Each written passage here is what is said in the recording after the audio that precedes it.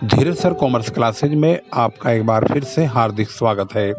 आज का हमारा जो विषय है, सब्जेक्ट है, वो है कॉस्ट अकाउंट। कॉस्ट अकाउंट में जो हम पढ़ेंगे वो टॉपिक है reconciliation of cost and financial accounts, जिसकी पहली वीडियो जो पार्ट फर्स्ट है, जिसमें हमने इसका प्रोफॉर्मा फॉर्मेट भी बनाया हुआ है, उस फॉर्मेट को आप अवश्य देखिए।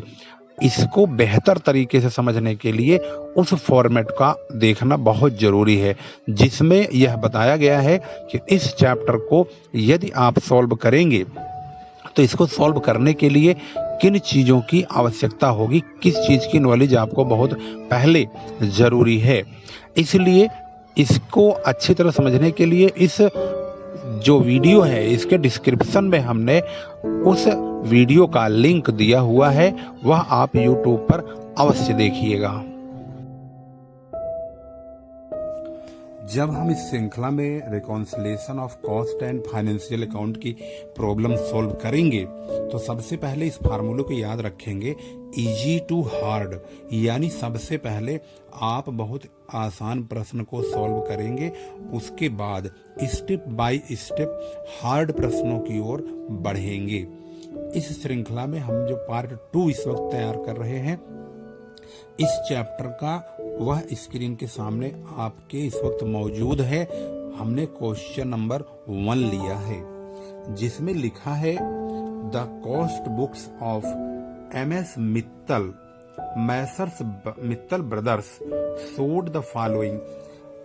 जो मित्तल ब्रदर्स की इंफॉर्मेशन है उसमें मटेरियल 1 लाख का है, लेबर 2 लाख का है, और इन्होंने यह भी कहा है कि factory overheads was estimated at 50% of the prime cost and the office overheads at 25% on work cost. The selling price was 20% above cost. As per financial books, the factory overheads was rupees 120,000 and office overheads was rupees 92,000. Find out, क्या निकालना है? Find out profit as per cost books and find out profit as per financial books. इसके बाद फिर इन्होंने कहा कि prepare reconciliation statement भी बनाइए। तो अब इस सवाल के मुताबिक हम तैयार करेंगे। सबसे पहले स्टार्ट करेंगे, कॉस्ट बुक के अकॉर्डिंग हम प्रॉफिट निकालेंगे, तो हम बनाएंगे स्टेटमेंट ऑफ कॉस्ट सीट, फिर बनाएंगे statement of profit and loss account, वह फाइनेंशियल बुक के अकॉर्डिंग बनेगा। तो यहाँ पर ये फॉर्मेट आपके सामने मौजूद है, ऐसे ही आप फॉर्मेट बनाएंगे। इसके बाद आप यहाँ पर लिखेंगे सबसे पहले मटेरियल, क्योंकि ये कॉस्ट सीट है तो कॉस्ट सीट की शुरुआत मटेरियल से होती है।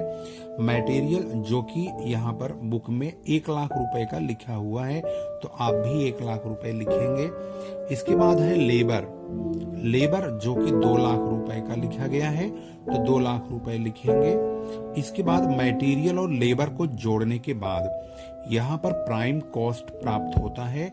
प्राइम कॉस्ट, इस तरह से प्राइम कॉस्ट का जो अमाउंट है वो 3 लाख प्राप्त हुआ। अब ध्यान देंगे, यहाँ पर जो इन्फॉर्मेशन दी जाती है किताबों में, जैसे ये इन्फॉर्मेशन दी है तो इसके बाद नीचे भी लिखा हुआ है, तो ये फैक्ट्री इन्फॉर्मेशन जो है फैक्ट्री से रिलेटेड, ये इन्फॉर्मेशन फैक्ट्री की है। इसके बाद फाइनेंस की इन्फॉर्मेशन यहाँ है। हालांकि मटेरियल और लेबर दोनों में कॉमन रहेंगे, परंतु जो परिवर्तन हुआ है वह ये तो फैक्ट्री के लिए है और ये फाइनेंशियल के लिए अलग से बताया है कि फाइनेंशियल में फैक्ट्री ओवरहेड 1,20,000 और ऑफिस ओवरहेड 92,000 यानी 92,000 रखना है। जबकि फैक्ट्री जो हम कॉस्ट सीट बनाते हैं उसमें फैक्ट्री ओवरहेड 50% प्राइम कॉस्ट का और ऑफिस ओवरहेड 25% वर्क कॉस्ट का रखा जाएगा। तो इसके हिसाब से हम यहाँ पर अब लिखेंगे फैक्ट्री ओवरहेड। फैक्ट्री ओवरहेड्स जो हमारा है वो इसी 3 लाख का 50% है, यानी 1.5 लाख रुपए, 1,50,000 दोनों मिला के अब जो हमें वर्क कॉस्ट प्राप्त हुआ है वो प्राप्त हुआ है 4,50,000 रुपए का। इसके बाद 4,50,000 रुपए का हमारे पास वर्क कॉस्ट मौजूद हो चुका है इस वक्त। अब क्वेश्चन में कहा है कि इसके बाद जो हम जोड़ते हैं वो जोड़ते हैं ऑफिस ओवरहेड। तो ऑफिस ओवरहेड जोड़ने के लिए ये बोला गया है कि इसी का 25% यानी यहां पर कहा गया वर्क कॉस्ट का 25% ही ऑफिस ओवरहेड होगा। Office overhead 25% of work cost. ये बात आप ध्यान से देख सकते हैं यहाँ पर, office overheads at 25% on work cost. तो वर्क कॉस्ट हमारे पास, अब इसका 25% काटेंगे तो जो रकम हमें प्राप्त होगी वह हमारे लिए वर्क ओवर मतलब ऑफिस ओवरहेड कहा जाएगा। तो इसका 25% 1,12,500 रुपए होता है। इन दोनों को मिलाने के बाद हमें कॉस्ट ऑफ प्रोडक्शन प्राप्त हो जाएगा। कॉस्ट ऑफ प्रोडक्शन की जो रकम है वो इस वक्त 5,62,500 रुपए होगी। इसके बाद हम प्रॉफिट मार्जिन रखेंगे, ये हमारा प्रॉफिट होगा। प्रॉफिट कितना होगा? क्वेश्चन में लिखा गया है साफ साफ कि जो प्रॉफिट होगा वह कॉस्ट का 20% होगा, यानी कि 20% होगा इसी रकम का। अगर हम इसका 20% काटते हैं यानी 5,62,000 यानी 5,62,500 इंटू 20/100 करेंगे। इस प्रकार से इसका 20% जब हम काटेंगे तो 1,12,500 रुपया प्राप्त होगा। ये हमारा नेट प्रॉफिट है। इसके बाद इन दोनों को जोड़ने के बाद जो टोटल अमाउंट होगा वो सेल की रकम प्राप्त हो जाएगी, जो कि इस वक्त 6,75,000 रुपए होगी। यहाँ पर ध्यान रखेंगे 6,75,000 यानी 6,75,000 जो सेलिंग अमाउंट है, ये अमाउंट फाइनेंशियल अकाउंट जब बनाया जाएगा प्रॉफिट एंड लॉस अकाउंट, उसमें भी यही सेल रखना होगा, ये ध्यान रखेंगे। इस प्रकार से यहाँ पर आपने देखा किस तरह से ये इस वक्त कॉस्ट शीट बन चुकी है, जिसके अकॉर्डिंग 1,12,500 का प्रॉफिट आ गया है।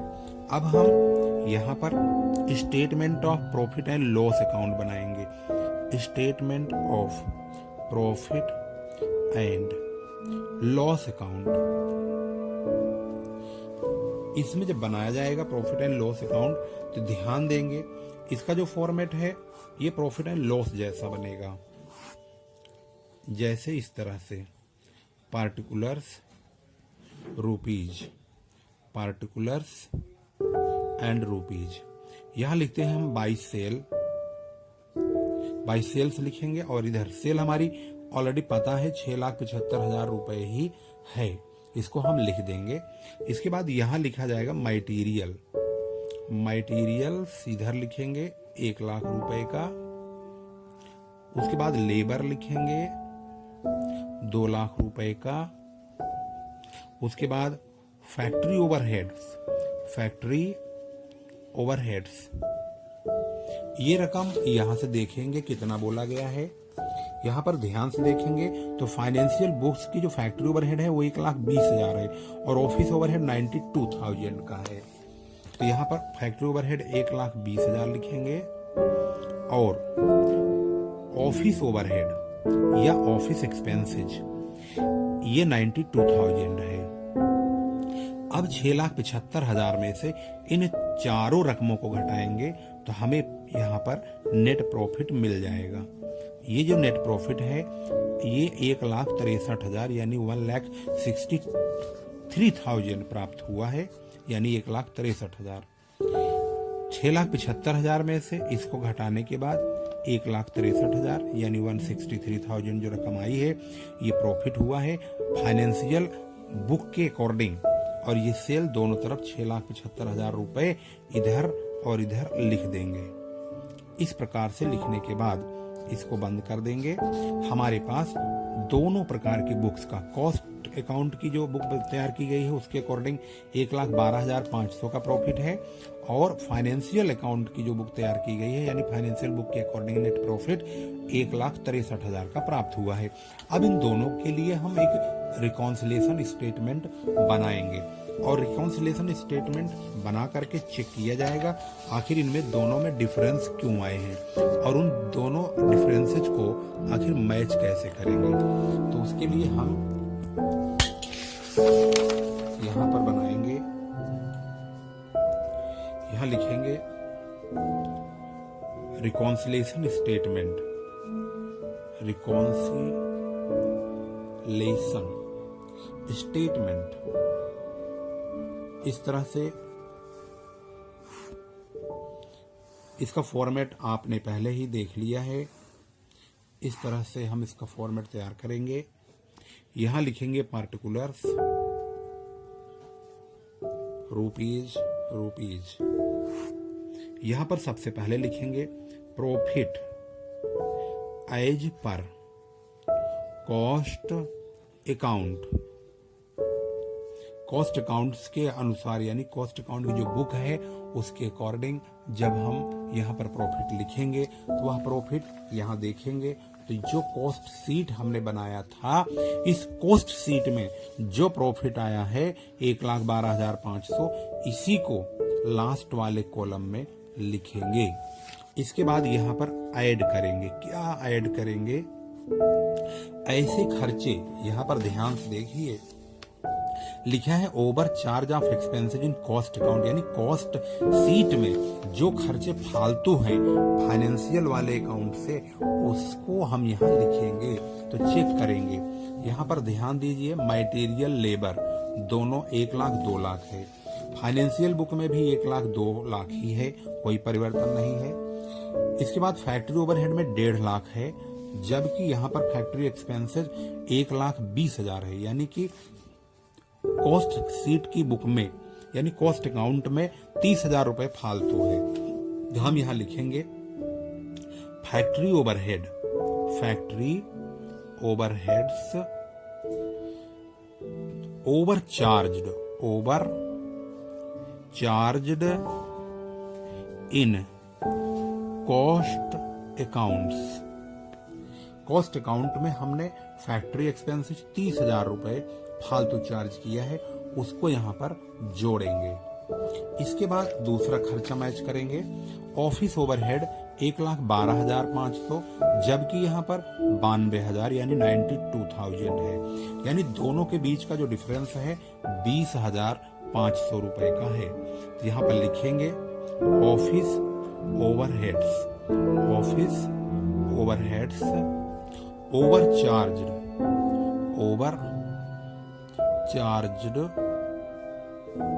In cost accounts. Cost account में 20,500 रुपए का हमने एक्स्ट्रा कॉस्ट अकाउंट में चार्ज किया है।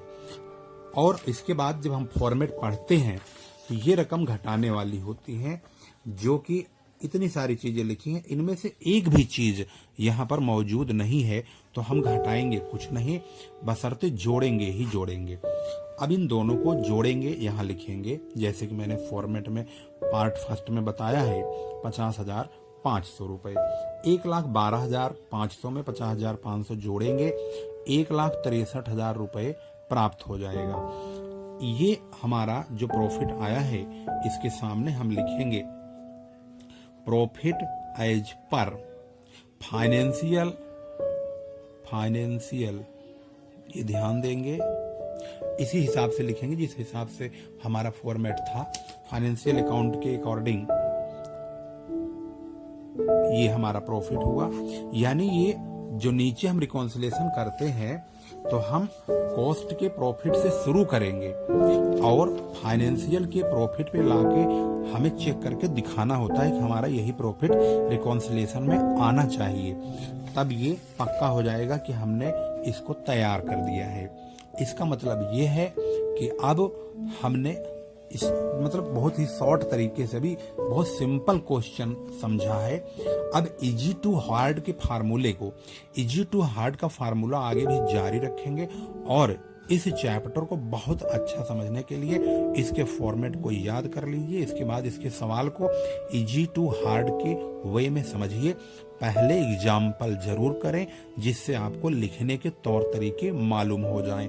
इसके बाद फिर आप लॉन्ग क्वेश्चन बुक के बैक से स्टेप बाय स्टेप सॉल्व करें। फिर लेकर आते हैं, तब तक के लिए नमस्कार, जय हिंद, जय भारत। वीडियो शेयर अवश्य करिएगा।